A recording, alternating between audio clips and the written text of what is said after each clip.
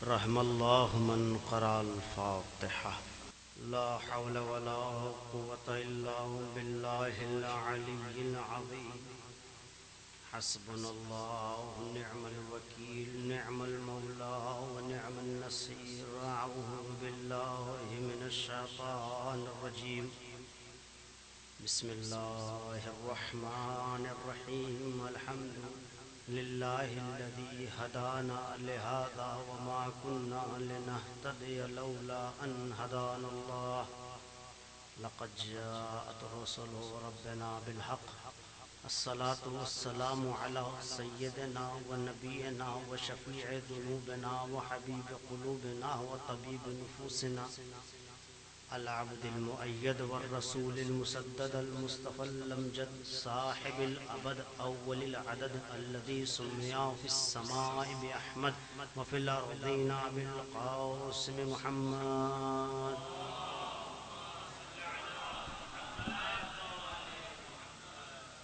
وعلى أهل بيته الطيبين الطاهرين المعصومين المظلومين المنتخبين المنتجبين. اللهم إنا نسألك بأن يوفقنا للعزاء الشهيد على مقتول الطريد صاحب الدمعة الساكبة ذي المصيبة الراتبة الذي بكت عليه البحار بأمواجها والسماوات بأركانها والأرض بأرجائها والأشجار بأغصانها. مولانا مولى الكونين الريحان رسول الثقلين أبي عبد الله الحسين عليه الصلاة والسلام الذي قال في حقه نبي الإنس والجن من بكى على الحسين وبكى وتباكى فله الجنة. واللعنة الدائمة على أعدائهم منكري فضائلهم غاصب حقوقهم هادم مزارهم ظالم شيعتهم من يوم عداوتهم إلى قيام يوم الدين. أما بعد فقد قال الله تبارك وتعالى في الكتاب المجيد والفرقانه الحميد وهو أصدق القائلين وقوله الحق ثم الحق. بسم الله الرحمن الرحيم. يسألونك عن الأهلة قل هي مواقيت للناس والحج وليس البر بأن تأتوا البيوت من ظهورها ولكن البر من اتقى وأتوا البيوت من أبوابها واتقوا الله لعلكم تفلحون. صلوات محمد.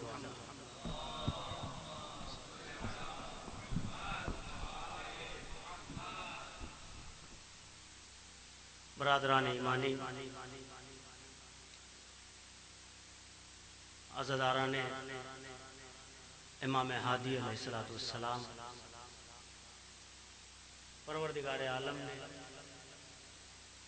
سورہ مبارک بقرہ میں ارشاد فرمایا، پیغمبر کو مخاطب فرما کر، اے پیغمبر یسألونک عن الأہلہ، یہ لوگ آپ سے اہلہ کا سوال چاندوں کا ہوتا ہے، ایک چاند کا سوال نہیں ہوتا ہے۔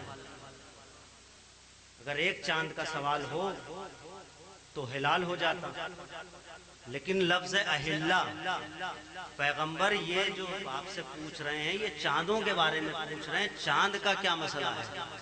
یہ جو ہر مہینہ چاند عرش پہ نمودار ہوتا ہے اور اپنی رفتار کو طے کرتا ہوا 14 کو مکمل ہو کے پھر ڈھلتا ہوا 28 تک ختم ہو جاتا ہے، یہ مہینے میں جو ہر بار ہو رہا ہے یہ سلسلہ کیا ہے؟ چاندوں کا سوال ہے۔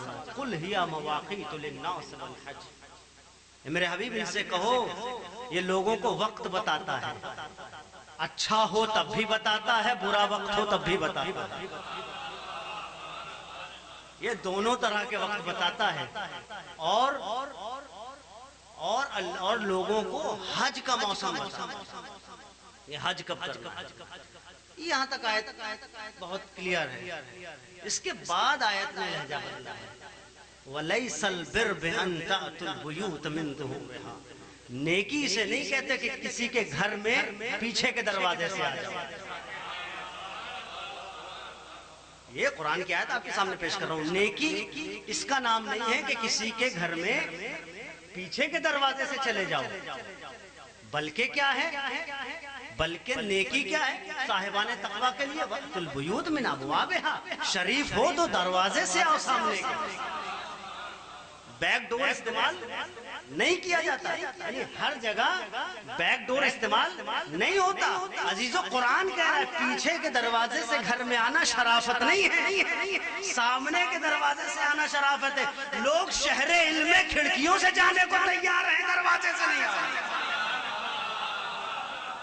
ایک صلوات پڑھے محمد والے محمد۔ بھائی شہر علم میں جانا ہے تو وہ دروازہ اختیار کرو جسے پیغمبر نے بتایا ہے، اور یہ کہہ کے بتایا کہ جسے اس شہر میں آنے کا ارادہ ہے وہ دروازے سے آئے، خبردار پیچھے کے دروازے سے نہیں آنا۔ اللہ نے پیچھے کا دروازہ بند کروا دیا ہے، لوگ کھڑکی اور چھت کے چکر میں پڑے ہوئے ہیں۔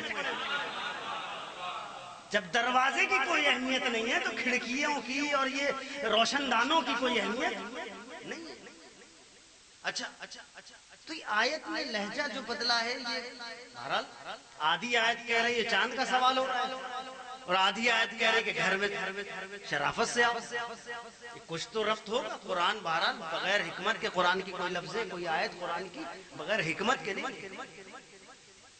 پہلے آپ کی خدمت میں بہرحال میں کیا عرض کروں، میں اپنا یاد کیا ہوا سبق سنا رہا ہوں، اصلاح فرمائیے۔ قرآن میں تقریباً 12 یا 13 مرتبہ پورے قرآن میں یہ لفظ استعمال ہوا ہے، یسألونک۔ پورے قرآن میں 12 سے 13 مرتبہ استعمال ہوا ہے، یسألونک، اے پیغمبر یہ لوگ آپ سے سوال کر رہے ہیں۔ کتنی مرتبہ؟ 12 سے 13 مرتبہ۔ آج تک خدا کہہ رہا تھا اس سے پہلے میرے حبیب ان کو توفیق نہیں ہوگی، تم کہو، ان کو یہ توفیق نہیں ہوگی کہ یہ پوچھے، لیکن جب پوچھنے کا موقع آیا تو کیا یسألونک عن الروح، پیغمبر یہ آپ سے روح کا سوال کرنے آئے ہیں۔ یسألونک عن المحیض، پیغمبر یہ آپ سے خواتین کے خاص ایام کا سوال کرنے آئے ہیں۔ یسألونک عن الاحلہ، پیغمبر یہ آپ سے ہلال کا، چاندوں کا سوال کرنے آئے ہیں۔ یعنی اب تک پیغمبر خود بتاتے تھے، یہی تو المیہ امام نے فرمایا ہے مجھے جتنا پتا تھا کسی نے پوچھا ہی نہیں۔ یعنی لوگ پوچھنے کو تیار نہیں تھے، جو وہ بتا دیتے تھے یہ ان کا عرفات تھا، یہ ان کی طرف سے لطف تھا۔ خدا نے کہا یہ پوچھنے آئے ہیں انہیں بتاؤ۔ پوچھنے کیا ہے؟ چاند کا سوال کرنے کا۔ پیغمبر کو اتنا ہی بتانا چاہیے، آگے تو نہیں بتانا چاہیے۔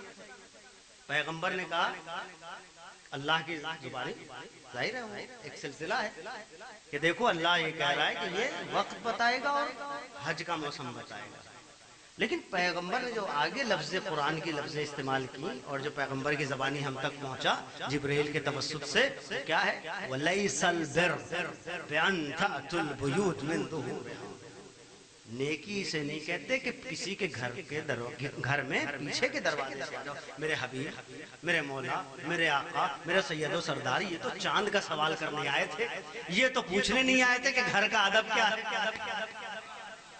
یہ تو پوچھنے نہیں آئے تھے۔ آپ دیکھیں میں یہاں پر میں جملہ معترضہ کے طور پہ ایک بات عرض کر دوں، اسلام دنیا کا، پوری دنیا کے مذاہب پر بہت سارے ادب آپ کو ملیں گے، بہت سارے ادب، مثلا کھانے کا ادب، ہر مذہب کے اندر ایک الگ ادب ہے، گفتگو کا، لیکن اسلام میں ایک ایسا دین ہے کہ جس میں کوئی ایسی چیز نہیں ہے کہ جس کا ادب نہیں۔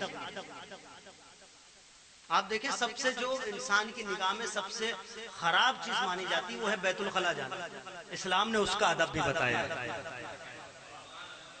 اسلام نے اس کا ادب بھی بتایا کہ جا رہے ہو تو اپنا خیال رکھو، ہمیں تمہارا خیال ہے، کہیں تم نقصان میں نہ آ جاؤ، اگر جا رہے ہو حتیٰ کہ جہاں نہیں ہے وہاں یہ کہا گیا آخری قدم تمہارا الٹا پیر ہونا چاہیے۔ یہ اسلام کا نظام ہے، نظام اسلامی اتنا مرتب ہے کہ اگر اس کے تحت دیکھیں تو دنیا کبھی بگڑ نہیں سکتی، جب خراب کر دیا جائے گا پیسے دے کے تو دنیا ادھر ادھر جاتی ہوئی نظر آئے گی۔ ایک صلوات پڑھ دیں محمد والے محمد۔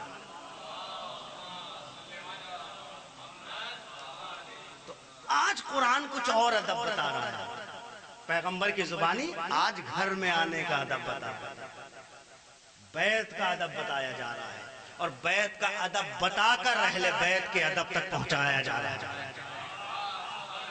اللہ اللہ، بیت کے ادب کو بتا کر اہل بیت کا ادب بتایا جا رہا ہے. کیوں؟ اس لیے کہ کوئی گھر کوئی بیت اس وقت تک اس کی اوقات نہیں جب تک اس میں اہل بیت نہ ہو.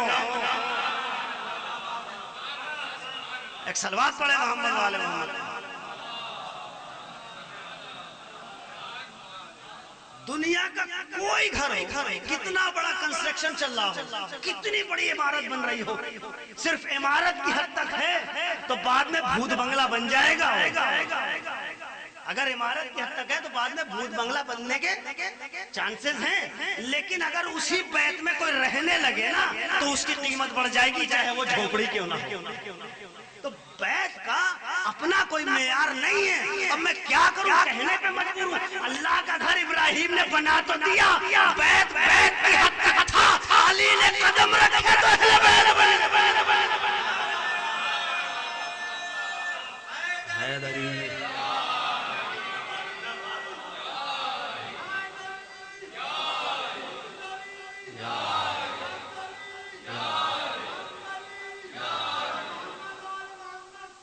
اللہم صلی اللہ علیہ وسلم. اب میں کیا کروں؟ علماء نے کہا ہے کہ بیت اس وقت تک کوئی اہمیت نہیں رکھتا جب تک وہاں اہل بیت کا دخل نہ ہو. اہل بیت کا دخل نہ ہو. تو اللہ قرآن نے ہمیں بیت کا جو احترام بتایا ہے اس میں مضمر ہے اہل بیت کا احترام، کہ جب ہم تمہیں عام گھروں میں پیچھے کے دروازے سے جانے سے روک رہے ہیں، سامنے کے دروازے سے آؤ، تو اس گھر میں تم ایسے کیسے جا سکتے ہو کہ جو علم کا گھر ہو، علم کا شہر ہو، جو حکمت کا گھر ہو، جو خلت کا گھر ہو، جو عظمت کا گھر ہو، اس میں بھی آنا ہے تو سر جھکا کے سامنے کے دروازے سے آنا، اکڑ کے نہ آنا. اکڑ کے نہیں. یہ ادب ہے. تو جو بات بتا رہا ہے قرآن وہ ادب سکھا رہا ہے گھر میں آنے کا. آداب یعنی احترام بیت اور احترام بیت کے ساتھ مربوط احترام ہے. آپ دیکھیں جناب ابراہیم نے جب گھر بنایا ہے خداوند متعال کا، تو بنایا تو نہیں ہے، تو آپ بھی بہتر جانتے ہیں، مجھ سے بہتر جانتے ہیں. آپ بنایا تو نہیں ہے. اگر بنایا ہوتا تو پھر وہاں پر لفظ دوسری ہوتی قرآن میں، وہاں پر لفظ دوسرا ہے. وہاں پر کیا لفظ ہے؟ رفع کا لفظ ہے. بنایا ہوتا تو رفع کا لفظ استعمال نہیں ہوتا. رفع اسے کہتے ہیں جہاں پر بنیاد ہو اس پہ کھڑا کر دیا جائے کسی گھر کو. بنایا تو کسی اور نے تھا. آواز دی حدیث قدسی نے پڑھ کے کہ جب جناب آدم کو بھیج دیا گیا، اللہ نے کہا بہت یہ رونا رو رہے ہیں اپنے تنہائی کا، یہ جبریل جاؤ ایک خیمہ لے کے جنت سے.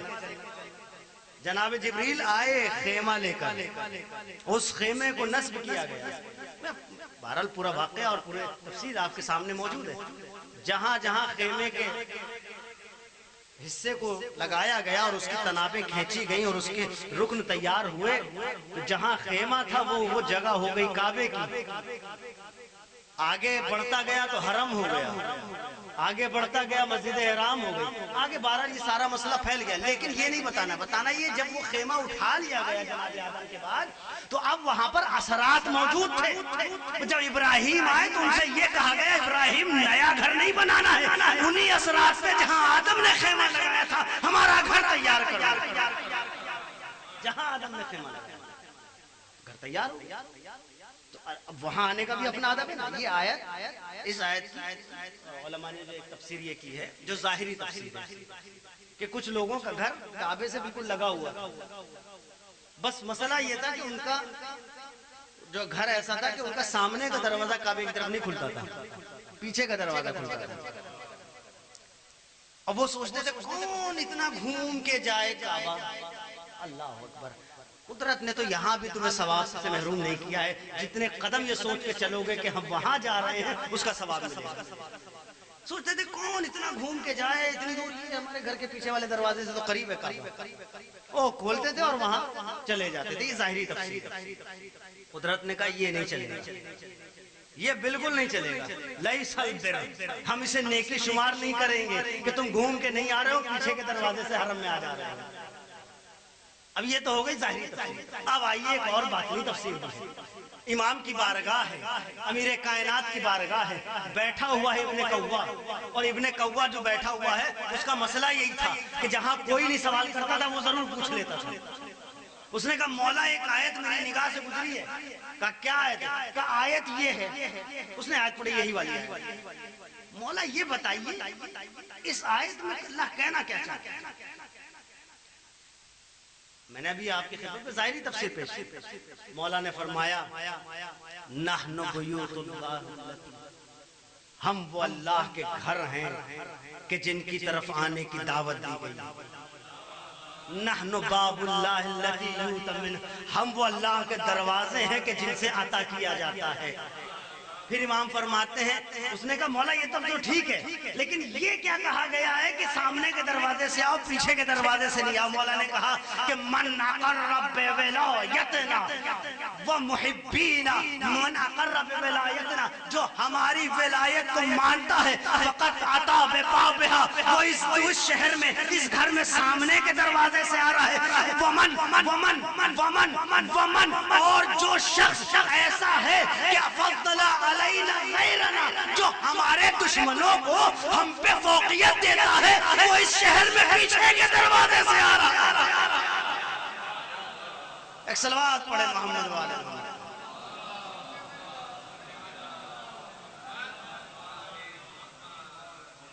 تو امام نے فرمایا من اقر من بايعنا واقر بولایتنا فقد اتى البيوت من ابوابها, وہ گھر میں سامنے کے دروازے سے آ رہا ہے. ومن خالفنا وفضل علینا غیرنا, مخالف ہے, دوسروں کو زیادہ بہتر سمجھ رہا ہے ہم سے کہ جو وجہ کائنات ہیں ان سے ایرے غیرے نتھو خیروں کو بہتر سمجھا جا رہا ہے, وہ ہے جو سمجھ لو گھر میں بیک ڈور سے آ رہا ہے. اب میں یہاں پہ کیا کروں, میں اپنا ہی ایک شعر پڑھ دیتا ہوں. جو باب سے داخل ہو بس وہی مکرم ہے, جو باب سے داخل ہو بس وہی مکرم ہے, وہ چور ہے جو آئے دیوار وغیرہ سے. ایک صلوات پر محمد والے.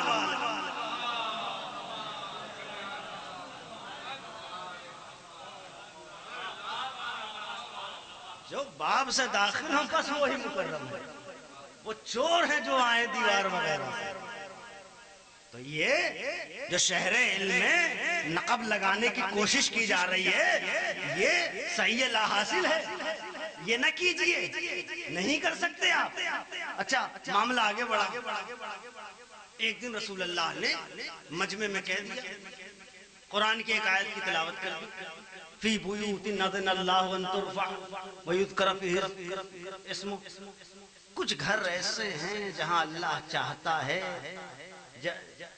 پہلا جو لفظ ہے وہ جن گھروں کو اللہ چاہتا ہے کہ ان کی شان بلند رہے اور ان میں ذکر الہی ہوتا رہے. اب ظاہر ہے مجمع میں ہر شریف آدمی تو نہیں تھا نا, کچھ غیر شریف بھی تھے. ایک بندہ کھڑا ہوا, یا رسول اللہ ای بیوت ہذہ, یہ کون سے گھر ہیں جنہیں اللہ چاہتا ہے وہ بلند رہے, ان کی شان بلند رہے اور اس میں یہ رہے وہ رہے, اس میں اللہ کا ذکر ہوتا رہے. پیغمبر نے فرمایا بیوت اللہ, بڑے آہستہ سے پیغمبر نے فرما دیا بیوت اللہ. وہ بیٹھ گیا. ایک صاحب جن کو ہضم نہیں ہوتا تھا معاملہ, جن کا ہاضمہ خراب تھا, جن کے حلق سے علی نہیں اترتا تھا, وہ کھڑے ہوئے فاشارہ الی بیت علی بن ابی طالب, اور علی کے گھر کی طرف اشارہ کر کے کہتے ہیں یا رسول اللہ کیا یہ گھر بھی اس میں سے ہے؟ اما جب جواب ایک بار مل گیا تھا تو پوچھنا نہیں چاہیے تھا, یہ آپ نے اپنے پیر میں کلہاڑی خود ماری ہے. پیغمبر نے صرف یہ نہیں کہا انبیاء کا گھر, کہا بل من فاضلها. صلوات پر محمد والے.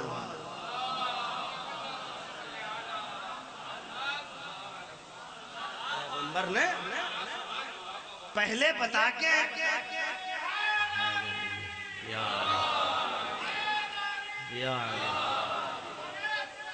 اللہم صلی اللہ, پیغمبر نے پہلے صاف سا جواب دے دیا کہ شاید آدمی سمجھ جائے, لیکن ان کو تو مسئلہ بالکل کلیئر چاہیے تھا کہ جو ہے وہ کلیئر کر دو, اور جو کلیئر کرنے کے مانگ رہے تھے تاسو قلم وہ نہیں دیا. جسے کلیئر کرنے کے لیے کرتاس و قلم مانگا جا رہا تھا وہ نہیں دیا گیا. باقی ہر چیز پیغمبر نے تب فرمایا بل من افاضل. صرف انبیاء کے گھر کی بات نہ کرو، انبیاء کا گھر اپنی جگہ، علی کا گھر اپنی جگہ. کہاں انبیاء کا گھر اور کہاں علی کا گھر؟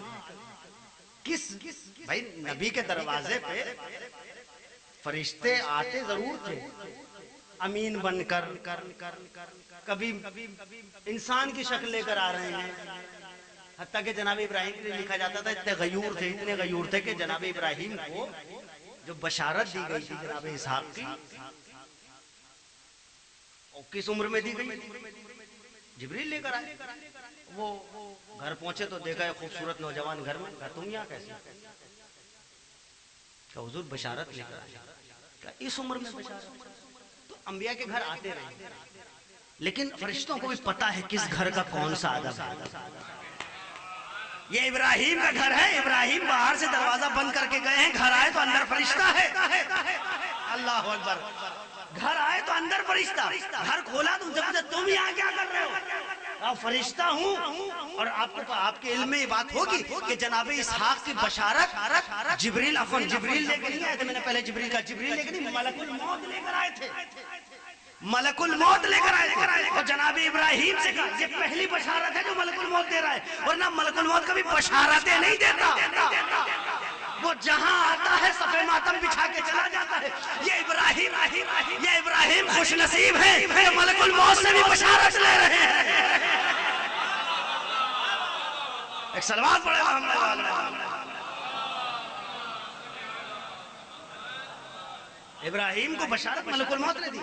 ملک الموت سے تم یہاں کیا کرو؟ مجھے کہیں جانے کے لیے اجازت کی ضرورت نہیں.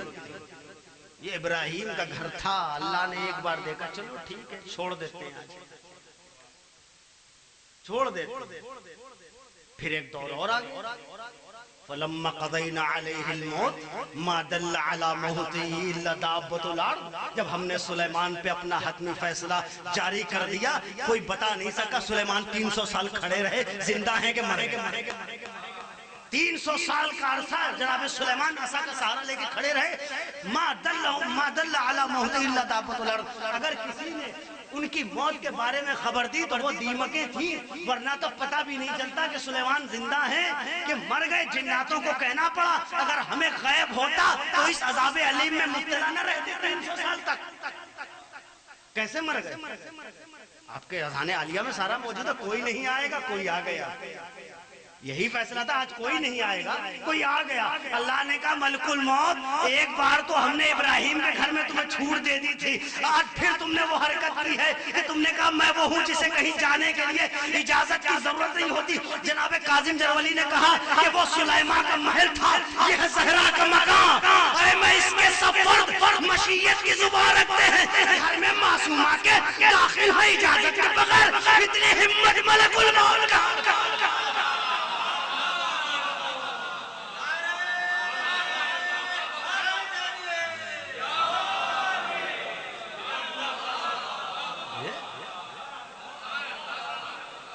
تم ایک مرتبہ سمجھا چکے تھے، تم نے پھر وہی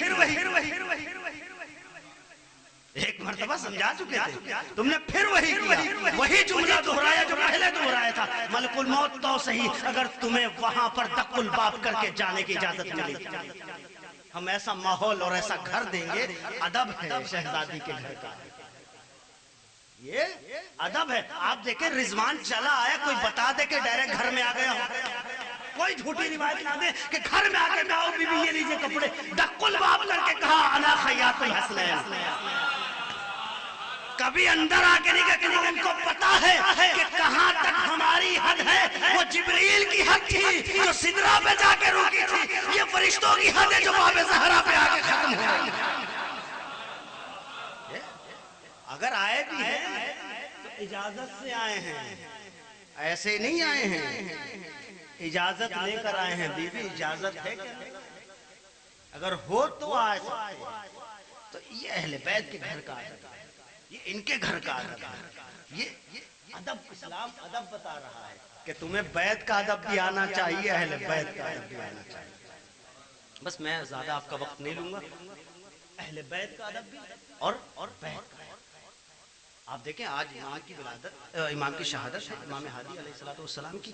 امام اگر مسئلہ احترام کا ہے، احترام بیت اور اہل بیت، جس نے احترام اہل بیت اور بیت میں اپنے آپ کو معتبر رکھا، سلمان و ابوذر بنتا چلا گیا ہے۔ یہی امام کے زمانے میں ابو الہاشم جعفری بھی ہیں، اور اسی میں یحییٰ بن اقسم بھی ہیں۔ دونوں میں فرق دیکھیں، ایک وہ ہے جو امام کا دیوانہ ہوا پھر رہا ہے، ایک وہ ہے جو شاہ عبد العظیم کہلائے اور آج تک ان کی تاریخ موجود ہے اور لوگ ان کی زیارت کو جا رہے ہیں۔ کیا ہے؟ کیونکہ ان کو پتا تھا کہ احترام اہل بیت کیا ہے، کیسے احترام اہل بیت کرنا ہے۔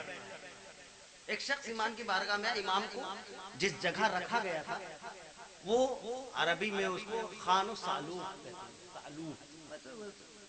لفظ ہے، یعنی کہ جہاں یہ میں اس دن ایک مجلس میں عرب کے یہاں تھے تو وہاں پر وہ عرب بتا رہے تھے سالوق کا معنی۔ ویسے تو عام طور پر لغت میں فقیر ہوتا ہے، لیکن وہ بتا رہے تھے کہ وہ سالوق جہاں پہ جو چور اچکے نہیں رکھے جاتے بند کر کے الگ سے، کہ ان کو دور رکھو، بائیکاٹ کر کے الگ رکھو ایک گھر میں، ایسی جگہ کو امام کو جس گھر میں رکھا گیا تھا نظر بند کر کے، وہ اس طرح کے گھر میں بھی کچھ دن رکھا امام کو۔ کسی نے آگے پوچھا مولا یہ چاہتے ہیں آپ کی بے عزتی کر دیں، آپ کے احترام میں کمی کر دیں، لوگوں کو آپ سے متنفر کر دیں، مولا انہوں نے آپ کو اس گھر میں رکھا ہوا ہے۔ ایک شخص مل جائے امام سے، اس نے یہ کہا، امام نے کہا تم کیا دیکھ رہے ہو؟ تم ظاہری چیز دیکھ رہے ہو، آؤ ہم تمہیں دکھاتے ہیں۔ روایت کہتی فَمَسَحَ يَدَهُ عَلَىٰ عَيْنِهِ، امام نے اپنے دست مبارک کو اس کی آنکھوں پہ پھیرا، کہا اب دیکھو جسے تم خانے سالوق کہہ رہے ہو وہ کیا ہے۔ راوی کہتا میں نے کیا دیکھا، باغات جنت ہیں، نہریں ہیں، یہ ہے۔ پھر کہتا ہے کہ میری آنکھیں خیرہ ہو گئی، اتنی خوبصورت وہ جگہ لگ رہی۔ تو امام نے فرمایا یہ لوگ چاہتے ہیں کہ ہماری اہمیت کم کر دیں، لیکن اللہ اپنے نور کو کبھی مٹنے نہیں دیتا، وہ ہمیشہ اپنے نور کی شمع جلائے رکھتا ہے، لوگ چاہے جتنی کوشش کر لیں۔ ایک صلوات پڑھے محمد۔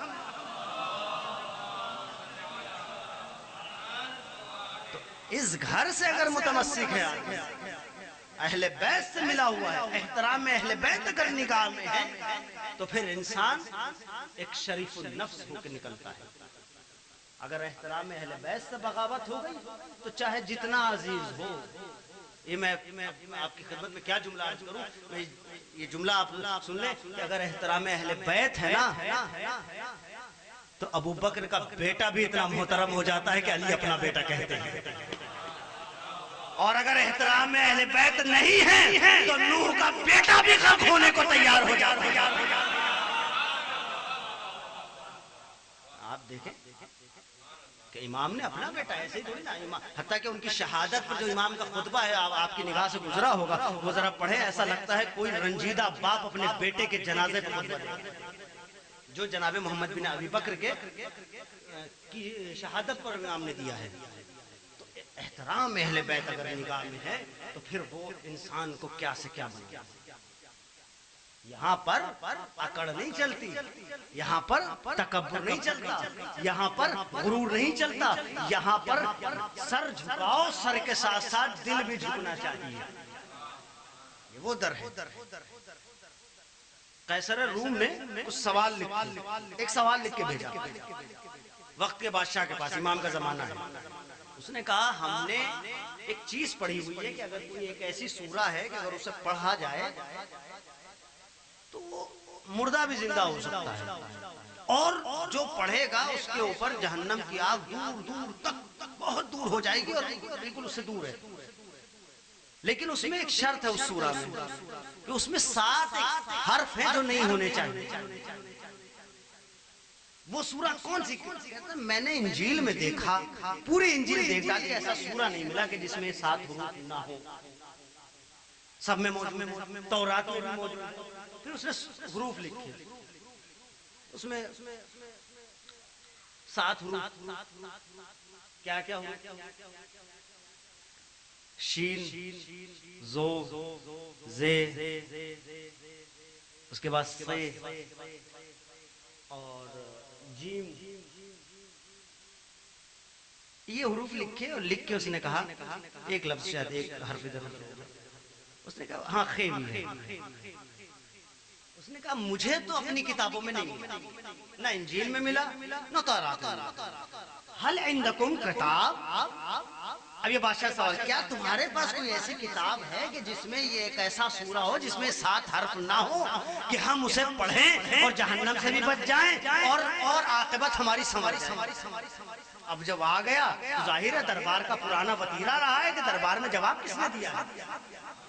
یہ تو درباریوں کا پرانا وتیرہ رہا ہے کہ دربار میں کسی نے جواب دیا ہی نہیں ہے. پورے دربار کے علماء کھنگال لیے گئے تو کسی نے کہا ایک اور ہے جو جواب دے سکتا ہے، بس شرط یہ ہے وہ آل محمد میں سے ہے، احترام کے ساتھ جاؤ تو جواب ملے گا.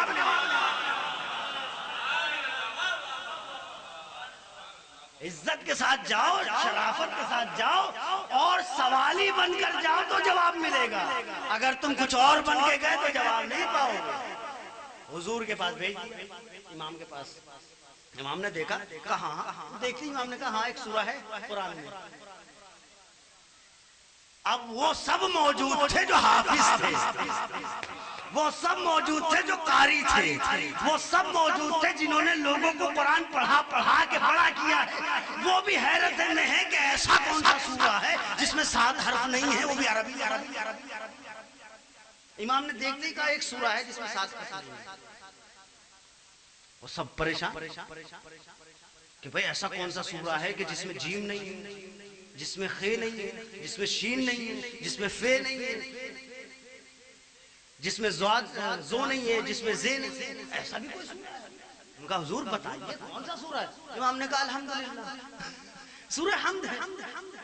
ان کا حضور یہ تو دن میں 5 مرتبہ، تو 5 نمازوں میں ہم کم سے کم 10 مرتبہ تو پڑھتے ہیں، آج تک متوجہ نہیں ہوئے. بس یہی تو مسئلہ ہے کہ اہل بیت کو چھوڑ کے پڑھتے ہیں تو متوجہ نہیں ہوئے، اہل بیت کا ساتھ لے کے پڑھتے تو متوجہ ہو جائے. ایک صلوات پڑھے محمد والے.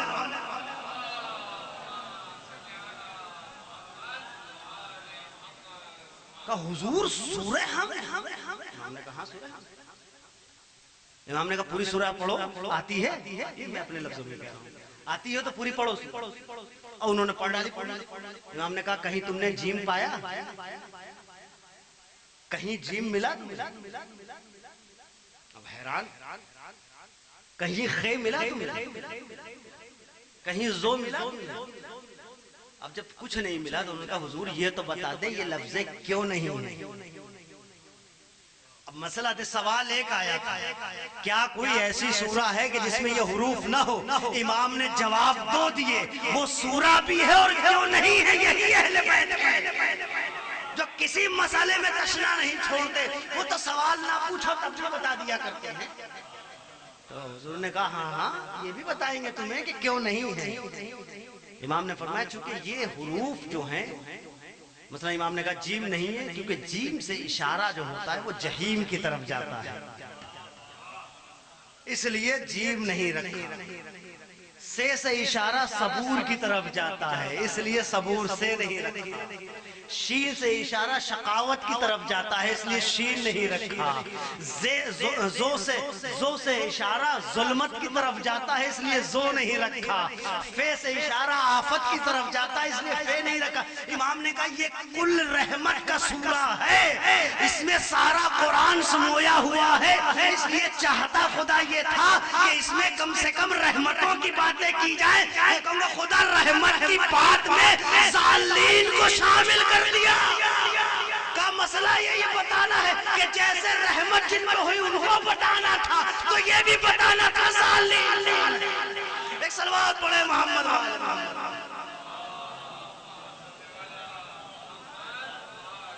بھئی جب ہم نے یہ بتایا کہ انعمت علیہم کون ہے تو یہ بھی سنتے جاؤ غیر المغضوب کون ہے. مغضوب علیہم بھی بتایا ہے، انعمت علیہم بھی بتایا ہے. یہ امام بہت سارے ایسے مسائل، بہت سارے امام کے مناظرے لیکن اہل بیت نے کبھی اپنے چاہنے والوں کو چھوڑا نہیں. بس آخری بات اور آپ کی خدمت تمام، اکیلا نہیں چھوڑا اہل بیت. آپ دیکھیں جب بھی چاہنے والوں پہ کوئی مصیبت آئی ہے، چاہے وہ امام رضا کا دور ہو، جب مصیبت آئی تو امام نے اپنے نام کے سارے سکے بند کروا دیے کہ بھئی مصیبت کا وقت ہے، ہمارے چاہنے والوں کو مصیبت ہوئی. جب امام کا دور ہے، ایک شخص امام کی خدمت میں آیا بڑا پریشان، مولا کیا کروں؟ نقاش ہے، نقش و نگاری کرتا ہے نگ پر. اس نے کہا مولا میں نقاش ہوں، میں انگوٹھیاں بناتا ہوں، نگ پہ نقش و نگاری کرتا ہوں. ایک بندے نے مجھے نگ دیا اور اس نے کہا کہ مجھے انگوٹھی لو، اس پہ یہ نقش کر دو، اور وہ مجھ سے ٹوٹ گیا. مولا 2 حصے ہو گئے، اس کو ٹوٹ گیا، میں کیا کروں؟ وہ آدمی ہے ظالم، آدمی ہے جابر، یا تو مارے گا یا پھر ہمیشہ جیل میں رہوں گا. امام نے کہا پریشان نہ ہو، گھر جاؤ سب صحیح ہو جائے گا. اللہ اکبر، اتنا اطمینان دلانے والے اہل بیت. کہا گھر جاؤ، مولا میں پریشان ہوں. کہا ہم کہہ رہے ہیں گھر جاؤ سب صحیح ہو جائے گا. تاریخ کہتی وہ اپنے گھر آ گیا، لیکن پریشان تھا کہ کیا کرے. لیکن ذہن میں ایک بات گونج رہی تھی، مولا نے کہا ہے پریشان نہ ہو سب صحیح ہو جائے گا، پریشان نہ ہو سب صحیح ہو جائے گا. کہتا جب میں صبح اپنی دکان پہ گیا، ان ٹوٹے ہوئے نگوں سوچا کہ کچھ جگاڑ کروں، کچھ کروں کہ یہ صحیح ہو جائے، یہ ٹوٹا ہوا نگ کسی طرح صحیح ہو جائے. جیسے ہی میں نے نگوں کو نکالا، کیا دیکھا؟ امام کی برکت سے وہ 2 حصوں میں نگ 2 الگ الگ نگوں میں تبدیل ہو گئے. 2 حصے ہو گئے تھے تو اس اشکال کا مسئلہ تھا. مسئلہ یہ تھا کہ ظلم ہو سکتا تھا، جبر ہو سکتا. امام نے بچایا ایسے کہ دونوں کو مستقل ایک نگ میں تبدیل کر دیا. دوڑا امام کے پاس ہے، مولا قربان جاؤں آپ کے کہ آپ نے مجھے کیسا بچایا. اب ایک نہیں 2 انگوٹھیوں میں نقش کر کے دوں گا، خوش ہو کے جائے گا. وہی اس نے کی، 2 انگوٹھیوں میں نقش کیا، وہ خوش ہو کے بھئی ہم نے تو ایک دی تھی، یہ تو 2. امام علیہ السلام، ائمہ علیہ السلام، اہل بیت علیہ السلام نے کبھی ہمیں اکیلا نہیں چھوڑا. ہر جگہ ہمارا ساتھ. آج بھی ہم اس دور میں ہیں، ہمیں امام اکیلا نہیں چھوڑے. اگر وہ ایک لمحے کے لیے اپنی نگاہ کرم ہٹا لے تو انسان خاک میں مل جائے. ان کا کرم ہے کہ وہ اپنی نگاہ کرم رکھے ہوئے. لیکن عزیزو، انہوں نے ہمیں اکیلا نہیں چھوڑا، لیکن دنیا نے ان کو ہمیشہ اکیلا چھوڑا. جن کے احترام کی باتیں قرآن کر رہا ہوں، جن کے احترام کی طرف ترغیب قرآن دلا رہا ہوں، جن کے گھر کا احترام قرآن بتا رہا ہوں، جن کی شخصیات کا احترام قرآن بتا رہا ہو، لوگوں نے کبھی ان کے ساتھ وفا نہیں کیا. لوگوں نے ہمیشہ ان پر ظلم کیا، جبر کیا. یہ کوئی معمولی بات نہیں ہے. یعنی 20 سال یا بعض روایت کے مطابق 15-16 سال مستقل جیل میں بتانا کوئی معمولی بات نہیں ہے. ایک شخصیت کو یہ کہہ کے بلایا جا رہا ہے کہ ہم زیارت کے مشتاق ہیں، اور پھر انہیں جیل میں ڈال دیا جا رہا ہے. یہ کسی محترم شخصیت کے ساتھ تو نہیں ہوتا. انہوں نے اہل بیت کو سمجھا ہی نہیں تھا، اسی لیے اہل بیت کے ساتھ یہ ظلم ہو رہے ہیں. امام ہادی علیہ السلام 254 ہجری میں اس دنیا سے رخصت ہوئے ہیں.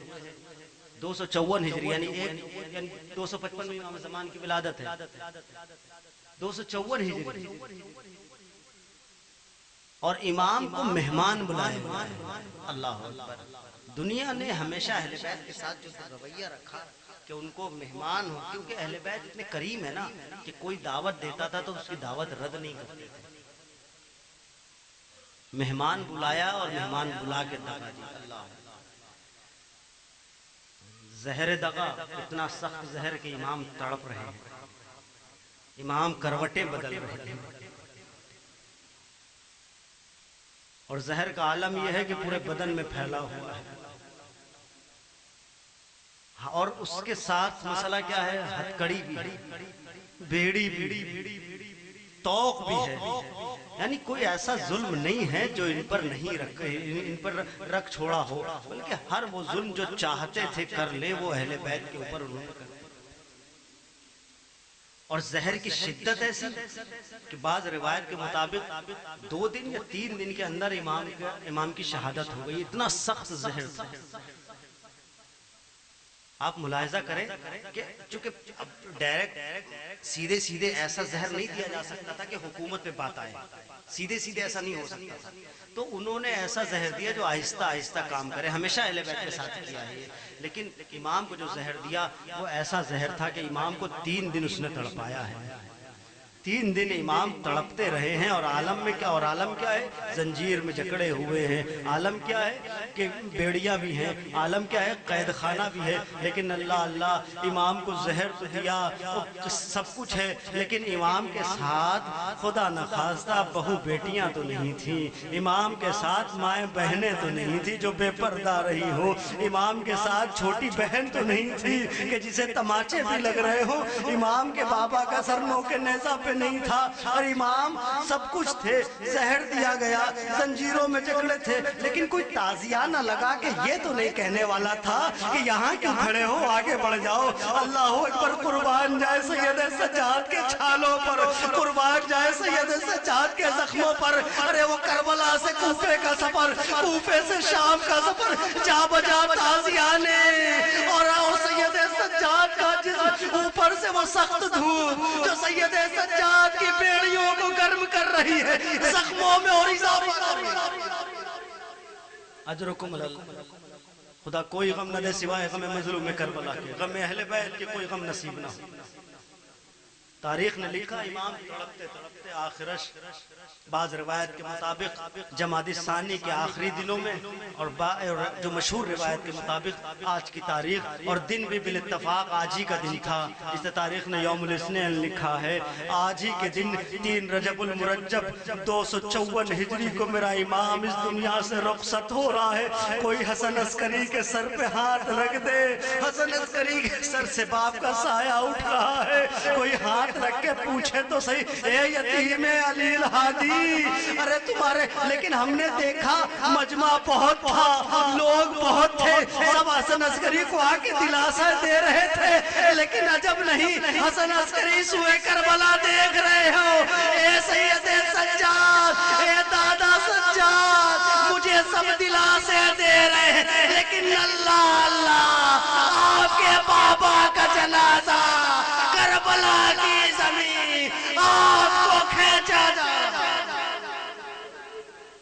اجرکم اللہ. امام کا جنازہ گھر میں آئے، گھر میں ہی دفن ہے نا، لیکن دفن سے پہلے جو رسومات ہوئی ہیں وہ یہ کہ امام کے جنازے کو تیار کیا گیا اور شہر سامرہ میں امام کے جنازے کو گھمایا گیا یہ کہہ کے کہ امام وقت کا جنازہ ہے، شریک ہو جاؤ. لوگوں کا ایک ہجوم تھا جو جنازے کے ساتھ ساتھ تھا، لیکن اللہ اکبر، یہ جنازے کے ساتھ ساتھ ہجوم ضرور چل رہا ہے، لیکن اللہ اللہ، غریب کربلا کیا کرے. ایک بہن ہے جو 11 محرم کو نکل ضرور رہی ہے، لیکن لاش کو دیکھ ناقے سے گر گئے. اے بھیا یہ کیسا معاملہ ہے، ارے تم یہاں پہ خاک و خون میں آلودہ. اے سید سجاد کیا ہوا، چہرے کا رنگ کیوں بدلا. سید سجاد نے کہا اے اماں، ارے اس بیٹے پہ آئے ہو جس کے باپ کا جنازہ بے گور و کفن پڑا ہو، بیٹا سلامت ہو. اے پھوپھی اماں بابا کا جنازہ اس حال میں دیکھ. وَسَيَعْلَمُ الَّذِينَ ظَلَمُوا أَيَّ مُنقَلِبٍ يَنقَلِبُونَ إِنَّا لِلَّهِ وَإِنَّا إِلَيْهِ راجعون. رضا بقضائه وتسلیما بأمره. پروردگارہ بحق الزہرا و ابیہا و بعلہا و بنیہا و سر المستعد فیہا، پروردگارہ ہمارے اس خدمت کو قبول فرما. پروردگارہ جہاں جہاں بھی شان حیدر کرار ان کی جان مال عزت آبرو کی حفاظت فرما. پروردگارہ جہاں جہاں بھی شان حیدر کرار ان کو اپنے حفظ و امان میں رکھ. پروردگارہ ہم سب طلاب علم دین ہے، پروردگارہ ہمیں زینت علم و عمل سے مزین فرما. پروردگار ہمیں زیادہ سے زیادہ علم اہل بیت علیہ السلام حاصل کرنے کی توفیق عطا فرما، اس کی زیادہ سے زیادہ نشر و اشاعت کی توفیق عطا فرما۔ پروردگارہ ہم جب تک زندہ رہیں خادمین اہل بیت بن کر زندہ رہیں۔ پروردگارہ ہمیں اور ہمارے بچوں کو خدمت اہل بیت کا شرف عطا فرما۔ پروردگارہ اب تیری بارگاہ میں سب سے اہم دعا یہ ہے کہ جس امام کی شہادت ہے اس امام کے پوتے کا ظہور جلد از جلد فرما، ہم کو ان کے اعوان و انصار میں شمار فرما، حضرت کا ظہور ہم سب کے حق میں عافیت فرما۔